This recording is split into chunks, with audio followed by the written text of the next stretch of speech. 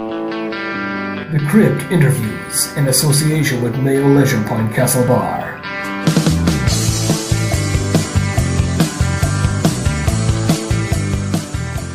You're listening to The Crypt, and my very special guest on the show this week is writer and director Katie Bonham. So you're very welcome to the show, Katie. Thank you so much for having me. It's a pleasure to be on the show. Oh, I'm delighted to have you on. Well, firstly, I suppose, could you tell us how your journey into filmmaking began? I've always loved film. You know, growing up, always watched film. My mum was a big sort of film buff, and she introduced me to a lot of cinema at a young age. You know, kind of from Hitchcock to Carry On films. So I had a big kind of wide spectrum of films that I watched. But I mean, I guess predominantly horror. I actually watched Scream when I was like 9. And it absolutely terrified me, and I couldn't sleep for 2 weeks, but I was just absolutely captivated with the way that it kind of, you know, just haunted me. Yeah. So I became a massive, you know, cinema lover, cinema goer and everything, and then I decided to do a film degree at uni. So I did film theory, actually, not even practical, and I got into it that way. Because ultimately I wanted to be a film theorist, to kind of write papers about film theory, you know, like the sound impact, the way things are shot and all this kind of thing. But I kind of realised halfway through that maybe I didn't want to make my living having to write books and dissertations for the rest of my life. So I did finish the degree, though. I did finish it, and then I decided that I wanted to move into filmmaking, but I had absolutely no idea how to do it, because I come from a really, really small town by the sea. There's no kind of cinema clubs, there's nothing like that from where I came from, and I just wasn't sure how to kind of get into it. And then a few years ago I was lucky enough to get a job at Shepperton Studios in London, where I predominantly work in a camera post house, and I brought in a couple of my scripts one day, and I showed it to one of my friends who also worked there. I mean, the thing is, most people that work there are kind of there to, you know, to utilise the facilities, to use the cameras, to use the post stuff on the weekend, you know, because we get it for free, so it's perfect. And they loved it. It's a short voodoo doll film, and yeah, it just really pushed me to film it myself. We grabbed a camera, we went to my hometown. I asked my mum if I could film in her garden. Which I think is like the 4th time now I've been in her garden. I've been to her house for every film. So like the garden's just got like props and stuff piled up in the garage. When you're a massive movie director now, everybody will be wanting to come to your mother's garden to see where Katie Bonham started out. Yeah, they'll be rooting around in the garage, and my dad will be trying to flog stuff off. So yeah, I went home. I think there was a crew of 3 or something ridiculous, and we shot Doll, and and that's kind of where it started. And you kind of have this revelation. I mean, it's hard because, you know, you're going into it, you kind of feel like you have no idea what you're doing. You feel like, you know, you're going to get caught out at any moment, because you just feel like the pressure of trying to work out how to use a camera and stuff. But that's the whole point of it, you know. You get experience, and we wrapped, and I just thought, yeah, that's pretty much what I want to do for the rest of my life. So yeah, that's how I first got into it. So Doll was your first short. You have 4 shorts altogether. Yeah, that's right, 4 shorts. Yeah. Your second film then was The Porcelain Ground, and that made it through to the semi-finals for the Shortcuts to Hell Volume 2 competition. That's available on iTunes. Could you tell me about the plot of that story?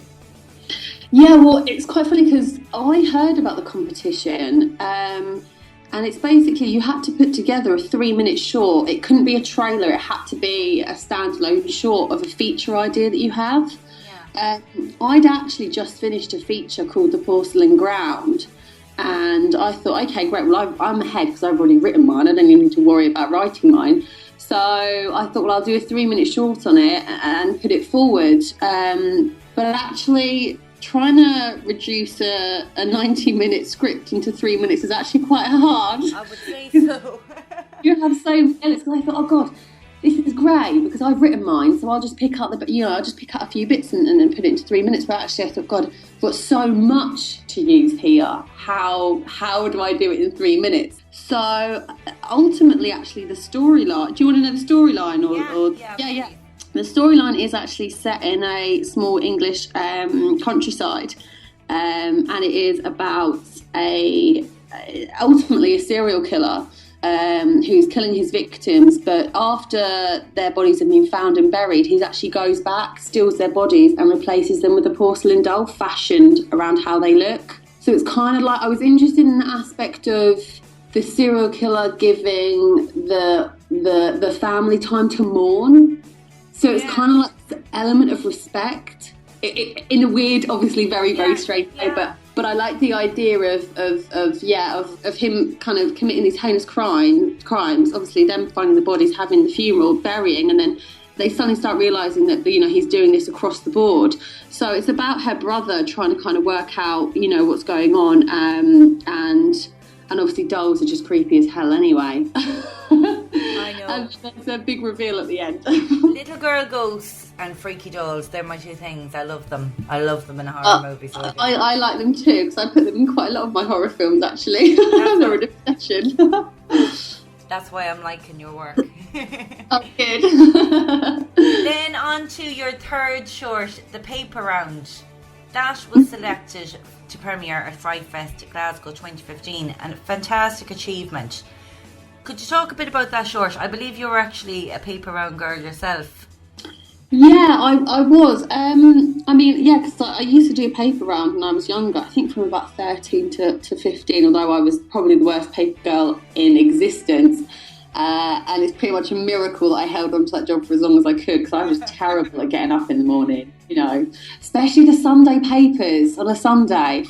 Yeah, and they are heavy papers, you know, you get about 80 magazines inside, and you're trying to balance on your bike with about 1,000 papers on your back. So yeah, I did a paper round, but I always it kind of always stuck with me. It's that kind of weird early morning, twilight time, you know, when you are delivering papers, and for that split second you kind of have a connection with that house or that person, and you know, you are offering a service, but at the same time you kind of get drawn into their house and their routine, and you know whether they're up on time, you know whether they're up, you can hear alarms going off, you can hear people talking, you see people cooking, and it just kind of interests me about that kind of momentary connection that you have with people at that sort of time. And especially, you know, in winter, you know, it's pitch black and it's dark, and it just kind of encompasses that haunting idea of this kind of stranger ultimately that you're inviting to your house for you know, for a moment.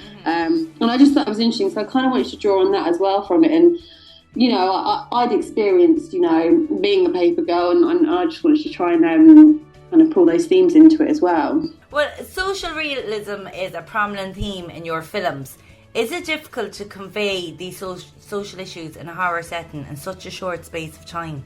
Yeah, it can be hard to convey both of those themes, but to be fair, I think that social realism horror, I think they just work together so well. They're so naturally entwined, especially in my opinion. You know, I mean, I love horror films, I do love slasher films, but ultimately, things that haunt me are more social drama, realism films. You know, I find Mike Leigh's work haunting, like Andrea Arnold, Cleo Bernard. I find the real life elements, you know, kind of heightened and displayed on screen. They're all personal, tragic stories about, you know, everyday people, and surely, ultimately, that's more tragic than anything, because we can relate and we understand, and it's kind of conveying all our worst fears. And I think, yeah, I mean, I guess it can be hard to do it in such a short amount of time, but, you know, you just have to be really concise with the script, the location, the way it's shot. But yeah, I think ultimately combining these two genres, it's always come pretty naturally to me, because I kind of draw on those elements and try to understand how that person's feeling and like the personal terror that they have. You know, with Mindless, everyone can relate to the idea of memory loss in the elderly, you know, and yourself potentially maybe losing your mind one day and having to depend on someone to look after you who may not have your best interests at heart. I kind of take that and heighten it and kind of pull it through into the kind of psychological horror. So I don't think it's too much of a jump. I think they're just quite naturally complement each other. Well, as you mentioned, they're Mindless. That starred Nicholas Vince, who was the Chattering Zenbite in Hellraiser 1 and 2. How did you get Nick on board for that short? It's actually quite funny because I was chatting to my mate Ben and I said, oh, I've got... Actually, I'll go first. Originally, Mindless was... My fourth short originally was going to be called Keepsake, and I needed a middle-aged, kind of very good actor, and I'd spoken to my friend. He said, well, Nick Vince is like really approachable. He's like one of the nicest guys I've ever met. Like, you should ask him. And I thought, I can't. Like, that, is that not cheeky? I don't know. So I thought, well, stuff it, I'm going to. And then I emailed him and said, oh, here are my other short films. I'm looking to do this one called Keepsake. Would you read the script and, give me feedback, let me know. So I just emailed him directly. And he came back straight away and said, yeah, I love it. Absolutely. But originally in Keepsake, he was in it for like 2 seconds, maybe. That was literally it. He was in it as like this kind of really, really small role. But then we didn't hit funding on Keepsake. And then I was kind of like, okay, I've overcome that. I'll have to fund it myself. And then we lost location the day before. And I had just cancelled the shoot in the end because I'd gone through so much with this film. There was more other things as well. I had my lead actress drop out. I had this happen. I lost another location. It was just, and I just thought, God, do you know what? I actually hate this film now. It was 4 months of pain, and running Kickstarter. I mean, it's so hard. It's just so draining. You're just basically asking for people's money. And I'd done it before on the paper round as well. And I thought, oh God, I'm turning into one of those guys. So I just thought, and it was just, the whole thing was a really draining process. So I just cancelled and just thought, no, I can't make this film. It's just haunted now, and I hate it. And I can't make a film that I hate because, I'm investing so much and I'm asking other people to invest in it. I can't do that. So I actually took the script and did a complete rewrite on it. Had a lot more, I think it's actually a much better script. I had a lot more social realism elements in it. I mean, I used to work in a care home for 5 years. God, it's like a CV. It's like we're going through my CV of where I worked. I did a paper round and then I went to the care home. So I just thought, and again, working in a care home at the age of like 16 through to 21, I mean, it was elderly as well. It did involve like palliative care and everything. So that has a massive impact on you. And I just kind of wanted to draw in those elements into the film. And I actually wrote Nick as the lead this time. And I sent it over to him and he absolutely loved it, and kind of in agreement that it was a much better script than Keepsake. So he agreed, and then we shot it in August, just gone for 2 days. So yeah, and he was absolutely fantastic. He was great, and really we've become good friends, and he's a great guy. So he is. He's very genuine. Yeah, he's just so lovely. Like his laugh as well is like one of my favourite things to hear. If I could take someone on an island with me, it might be him, just for his laugh, because I know he's going to cheer me up. Exactly. Well, I thought Mindless was just so thought-provoking, and I love the ambiguity of it. When sitting down writing that script now, was that difficult to achieve? Because you're kind of walking away and it could be either way, if you know what I mean. I don't want to say too much and ruin it on people.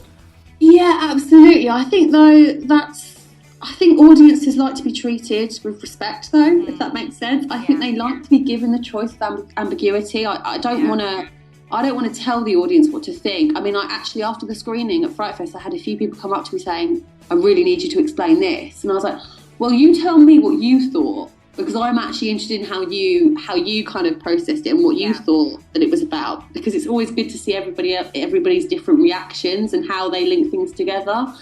But I mean, I think it's hard because sometimes you're worried that if it's too ambiguous, people aren't going to get it, but then at the same time, you don't want to do, shot reaction. You don't want to spoon feed the audience, because at the end of the day, everyone processes films differently. So I think, as long as you give them enough, ultimately it's successful, because, you're letting them draw in their own ideas and their own experiences of how they can relate.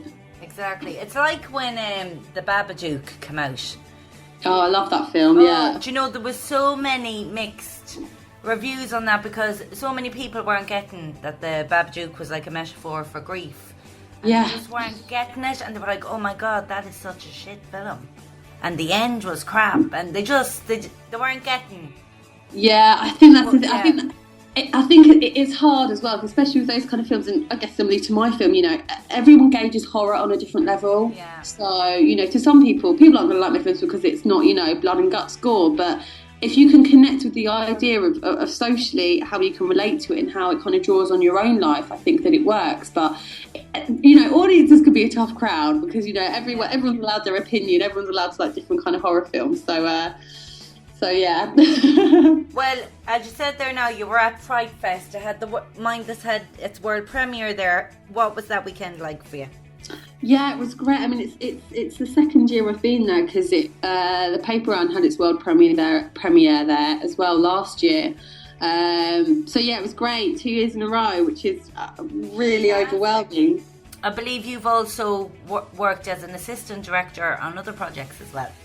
Yeah, that's right. I mean, I first got asked by Damon Rickard, who did The Package, and he called me and asked me to work on Volcano as a first AD. And I've known Damon for a very long time. He's a great guy, and I just thought absolutely, however I can help. And I always think it's really important to stay creative, to stay collaborative, to try and get on as many film sets as possible because you always take experiences and overcome things, and it's kind of a priceless position to be in, to be able to be on so many film sets. I kind of feel lucky because last year I got to be on a lot, whereas I'm thinking, God, if I just directed, it would have been like one a year, which is just too much of a gap for me because I like to stay on film sets and stay active with filming.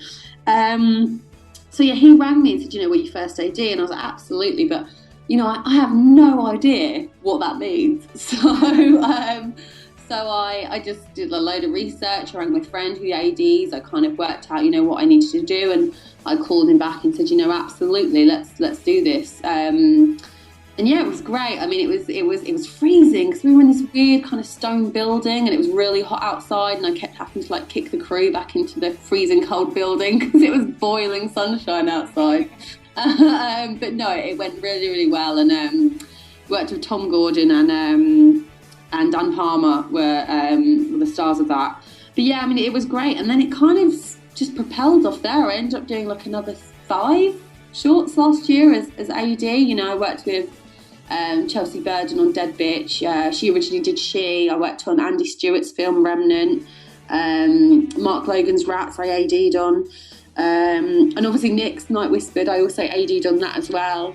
So yeah, it kind of propelled my AD world really, and I mean I love it. I mean and it's always nice as well because as a director, you obviously have much more creative side, and it's nice as an AD just to run a set and kind of have that distance from creative, because you learn so much on how to pull a set together and basically how to command and kind of get everything done in time and ultimately work towards a good film by just being organised. Well, Jay, it's fantastic to see things going well for you, and it just seems to be spiralling so fast. God knows where you'll be this time next year.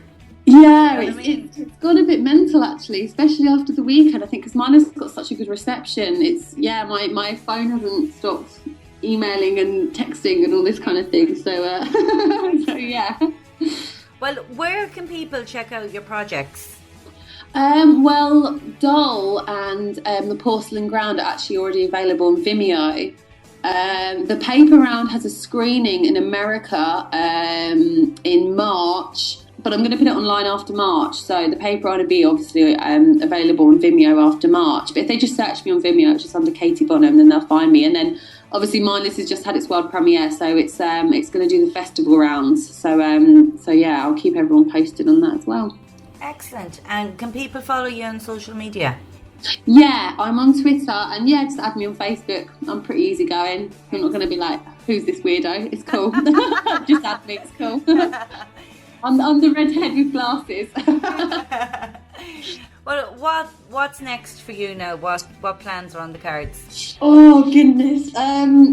I'm doing a feature, actually, which feels a bit crazy to say out loud. I'm doing a feature. I'm shooting a fantasy horror social realism film in September and December. I'm shooting the first block in Norway in September, and then the second block December in the UK. So it's all hands on deck at the moment. I had like a very long, it's been constant phone calls to my producer because we just wanted to get the world premiere of Mindless, kind of done, and that focused on in the time being, before. So now we're kind of literally full steam ahead in pre-production for the feature. So yeah.